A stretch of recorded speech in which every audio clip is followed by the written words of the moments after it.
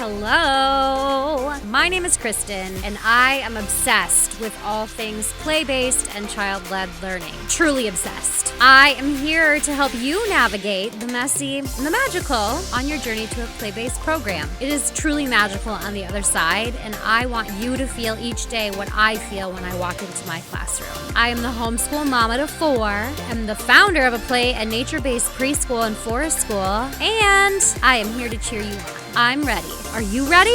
Let's get going.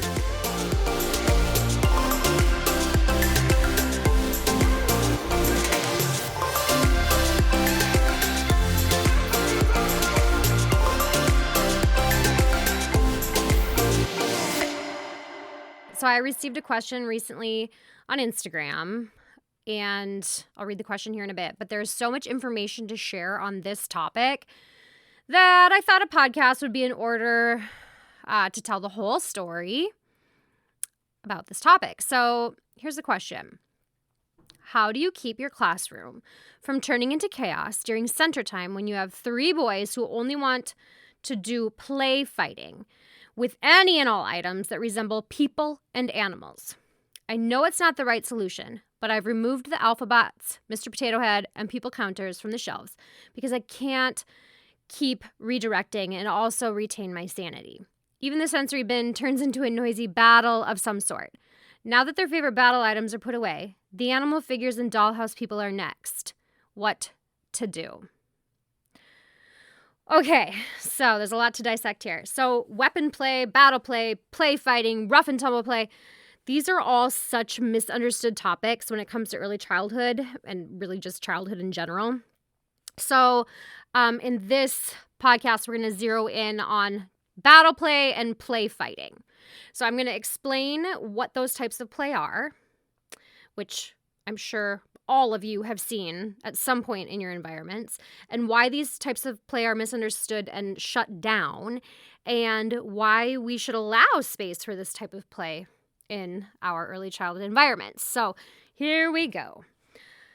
Okay, battle play. The original question asker described this type of play as children using any toy as a battle figure. So why battle play, and why do many children enjoy this type of play and actively seek it out? So let's chat about mammals for a moment. In his book Play by Stuart Brown, which is great, I recommend it, he tells the story of a polar bear and a sled dog. So there was this musher who was in the Canadian wilderness with his sled dogs when he saw a gigantic and very, very hungry polar bear approaching his sled dog team quite quickly.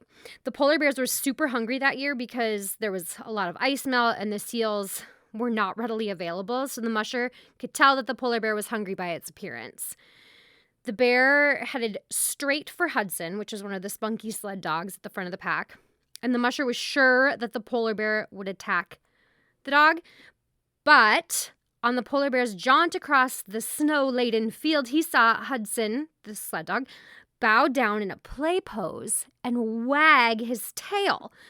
And then all of a sudden, the polar bear stopped short, and it responded to the dog's invitation to play, and they began playing and wrestling around in the snow together. There was no teeth bared, no raised hackles. You would think that dog would have been in defense mode, seeing that predator coming straight for him. But looking back, the play signals were already apparent before the two even met. The polar bear didn't approach with any aggression at all. He approached quickly, but casually and kind of in like a loping way, but not at like a dead-on sprint with his hackle raised and his teeth bared. And the dog could tell by the bear's signals that he wanted to play. So the dog, Hudson, responded to the play invitation by bowing and wagging his tail. The truly amazing thing is that they played and they rolled and they laid down with their bellies up for about 15 minutes. The bear even embraced the dog at one point affectionately. And then for a week straight, the bear returned every day about the same time for another play battle with that dog. So what does this mean? Mammals play. They play when they need to play. And play battles are a very instinctual form of play. If you watch any baby mammal and they play fight with each other. This is because they have to fight for survival at some point in their lifetime, so their brains are wired to seek out opportunities to practice play battles. So when they do have to do the real thing, they've had lots of practice. So you can tell when two kittens are battling when they're playing and when they're truly ticked off and really fighting. I mean, if you think about it, you can tell by their body language and their innate signals what is kittens tussling around in a playful mode and what is them actually fighting. Like they have their hackles up and they're hissing and they're scratching and their teeth are bared. Before modern civilization, humans had to hunt and fight to stay alive. And because science says that we evolved from mammals, we know our brains have been wired in the same way. We have been programmed over millions and millions of years to seek out play and play battles so we can practice for when it is really needed. And actually, I'm not really like a science researcher person, and I actually have no idea how long humans have been in existence. So maybe millions and millions of years is a stretch. But this type of behavior, it's perfectly normal and it's perfectly okay for young children. And if we shut it down in our classrooms because it makes us, the adults in the room, uncomfortable, we are taking away the chance for them to learn very valuable skills that are necessary for them when they face a situation that brings them great anxiety or stress. In order for us to get past the uncomfortable feelings that play battles and play fighting cause us as adults in the room, we have to name it and dissect it. We have to break it down. We have to recognize that this type of play is developmentally appropriate and it's innate. And then we have to realize our own yucky baggage that may come with this type of play. We need to tear down the walls of our discomfort and find ways to say yes, to allow this type of play in some way in our environments because it's instinctual and they're going to do it anyway, even if you say stop. So that is what we're going to do right now.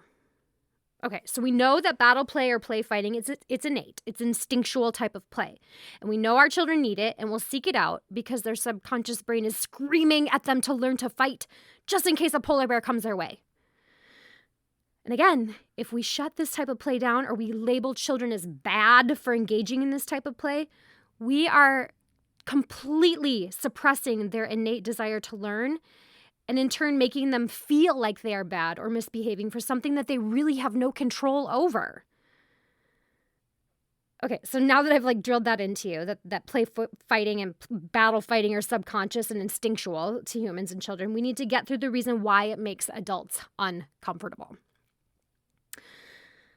I probably won't be able to name every single reason this makes adults uncomfortable, but I think that the very root cause of our deep discomfort with this and unease with battle play and play fighting comes from the social constructs that have been put into place over time and how adults think children should act.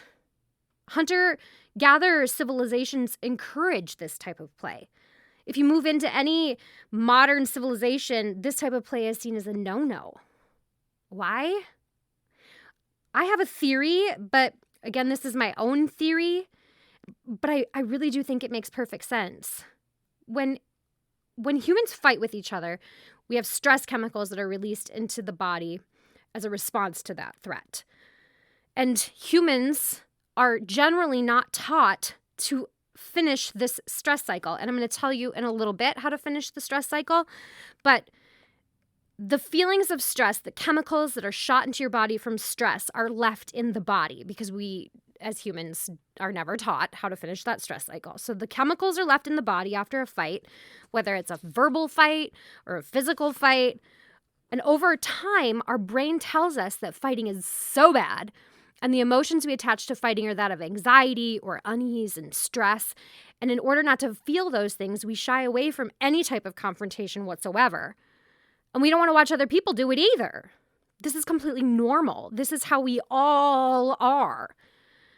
And I had a conversation with a colleague friend named Emma Tempest on Instagram. She is at The Play Coach, and same as Facebook. And she taught me this method called Spill the Tea, which stands for thought, emotion, action. So we're going to spill the tea about play battles. So what we need to do about it. First, thought. We need to recognize that the thought that you're having in that moment. So if two children are taking the people counters and they're play fighting, your thought is, ooh, that play is so loud and so big and it kind of makes me uncomfortable. So we have that thought. We don't have to dissect it. We don't have to say why we feel that way, but we just have to name that thought. And then the emotion that you're feeling when you see those play battles happening in the classroom. So you could say in your head, I am feeling anxious about the loud and big play. Makes me anxious. So then 3 is the action. So you're going to change your action. Normally you would say no and you would shut it down. But even though you're feeling anxious about it, you know that it's developmentally appropriate. So you can choose to ask them to move from the busy block area with their loud and big battle play to the rug on the other side of the room where it will disrupt less of the classroom. Maybe where it's further away from you.